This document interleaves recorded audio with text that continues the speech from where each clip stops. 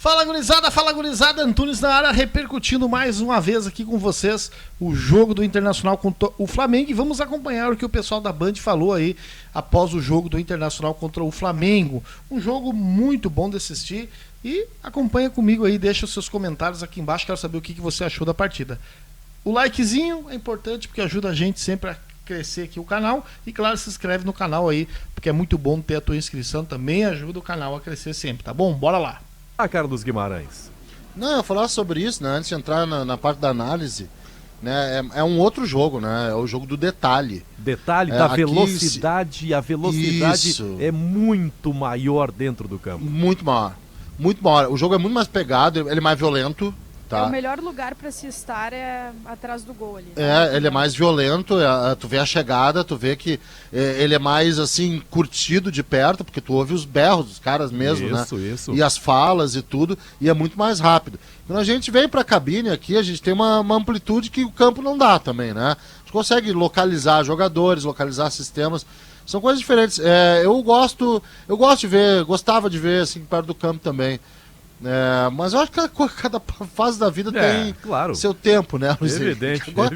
Tô de boas na cabine aqui, viu? Eu tô legal também aqui no estúdio. Eu adoro cabine alta, sabia? Adoro, assim, Centenário, Arena do Grêmio é alta, adoro cabine alta pra trabalhar, porque tu vejo bem direitinho o jogo. Pro comentarista é fundamental, né? Ter toda essa visão. 9h11, quem chamou? Eu ouvi um chamado aí. Eu ouvi um chamado lá no fundo. Mas devo estar escutando vozes.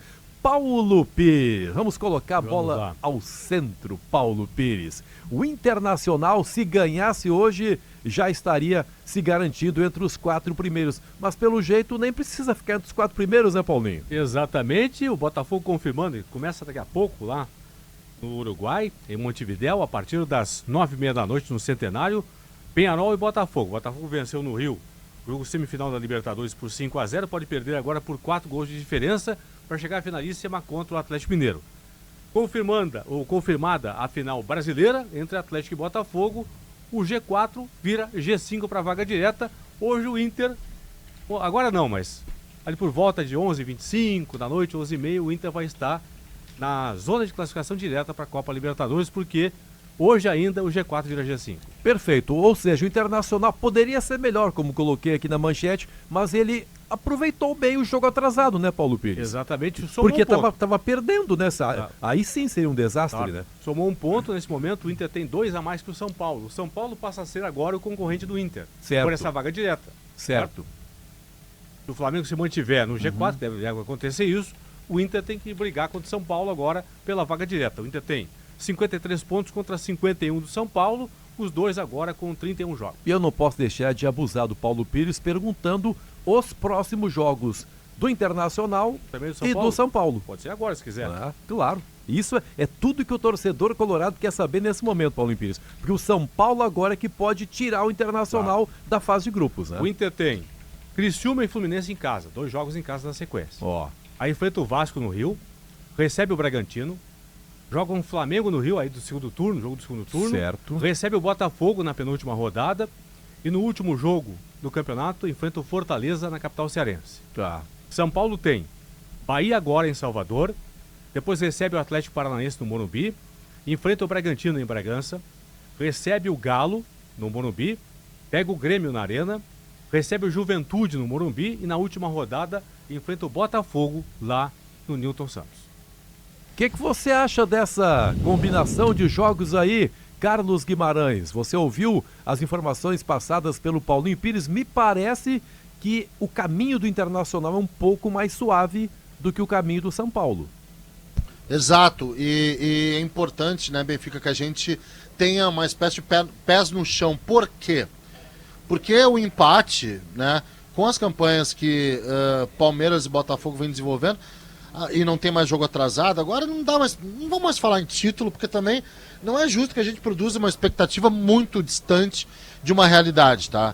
A expectativa de conquistar título é muito distante e o Paulinho sabe disso para se apresentar como realidade. Até posso, se tu me permite, Benfica, perguntar uma coisinha pro Paulinho? Por favor. Que é a seguinte, Paulinho, qual é a meta do título de pontuação hoje? Tu tem aí, eu sei. A projeção de momento para ser campeão pela campanha do Botafogo é de 79 pontos, 7-9. O Inter, no máximo, chegaria hoje a 74. Não Ganhando tem todos os como, jogos. gente. É uma projeção. Uma projeção de 79. Uma projeção de 79 tá jogando lá pra cima essa meta. É muito difícil, gente. Vamos trabalhar com a realidade? Pois bem, o Inter só depende de si para ir pra Libertadores de forma direta. Isso a gente tem que dizer, Benfica. Exatamente. Porque isso é uma realidade. Exatamente. É o pé no chão. Pé no chão, lógica e raciocínio condizente àquilo que a gente vê do campeonato, tá? Óbvio que tem os rivais, São Paulo é um rival, não vejo o Bahia como esse rival que tá logo atrás, nem o Cruzeiro tem aí a Sul-Americana ainda, né? O Flamengo tem a Copa do Brasil, vai abrir esse G5, pode abrir até um G6, dependendo de combinações. Então o rival é esse, tá? O Inter tá com o caminho pavimentado, tá com jogo para isso, tá com performance para isso, para chegar à fase de grupos da Libertadores. Vamos trabalhar com expectativas reais, porque se a gente é coerente, né, e a gente precisa ser, a projeção de 79 pontos, ela invalida, ela impossibilita. Então, a realidade indica que o Inter tem totais condições. Concordo contigo, a tabela é mais fácil que a do São Paulo e para mim o Inter joga mais futebol que o São Paulo. Hoje a gente viu aqui, Benfica, um dos melhores jogos desse Campeonato Brasileiro, viu?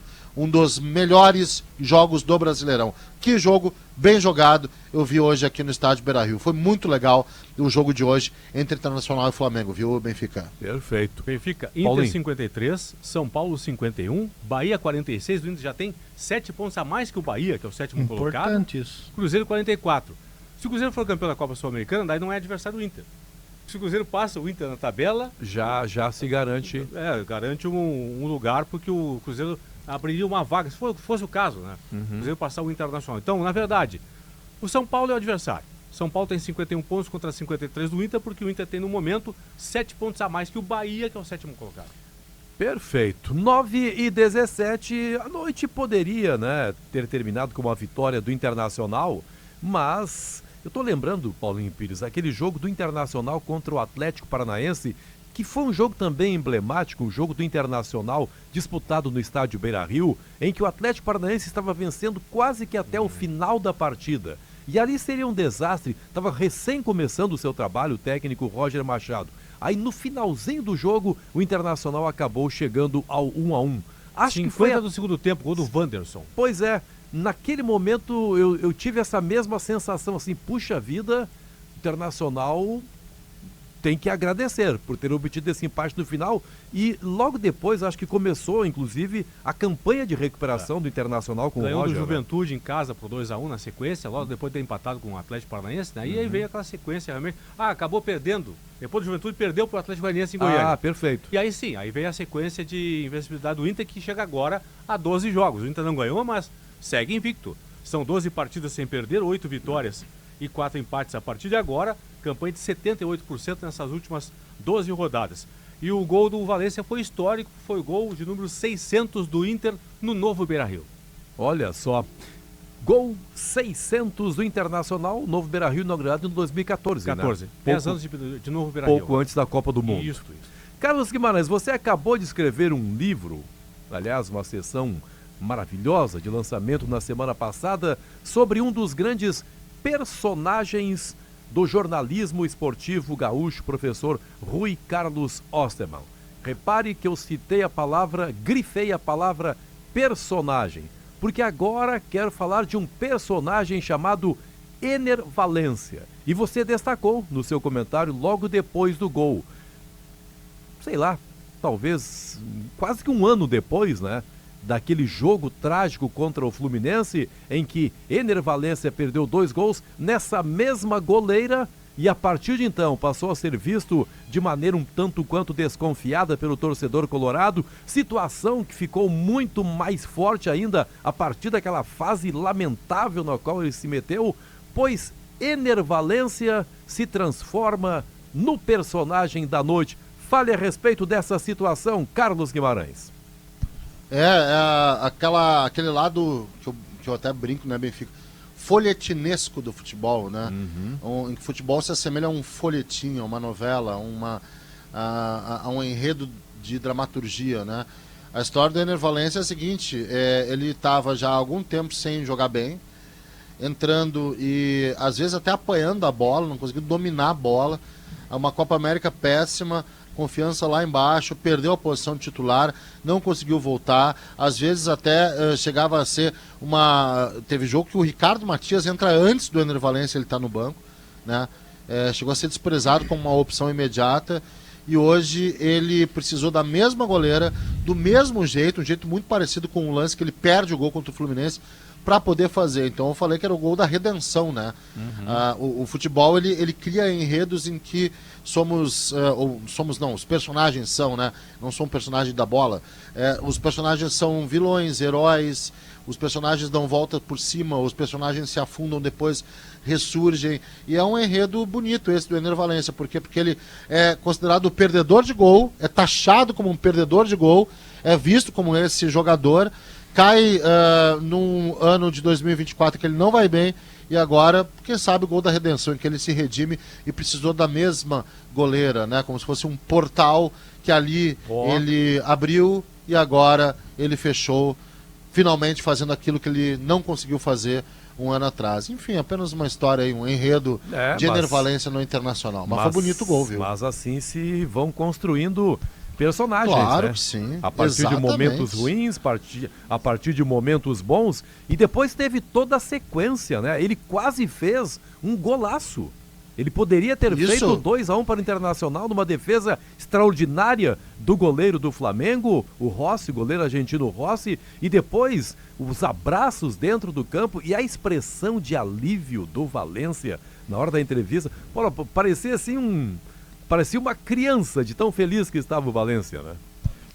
Feito, pessoal. Tá aí mais um vídeo para vocês, repercutindo aí com alguns comentários aí do pessoal lá da Band, né, de Porto Alegre. Se você gostou do vídeo, deixa o teu joinha. Eu também concordo, acho que o Valencia tirou um peso das costas e cara, se ele tem futebol. Ele entrou com vontade hoje, cara. E foi pra cima, e driblou, e cortou, e chutou. Esse é o Valencia que a gente conhece, de quando chegou no Internacional. Tomara que ele continue com essa pegada aí, porque ele vai ser fundamental se ele continuar no Inter no ano que vem para as campanhas dos títulos que iremos disputar. Deixa o like, compartilha o vídeo e, é claro, se inscreve no canal para dar aquela moral. Muito obrigado pelo carinho de vocês aqui comigo, tá bom? Valeu!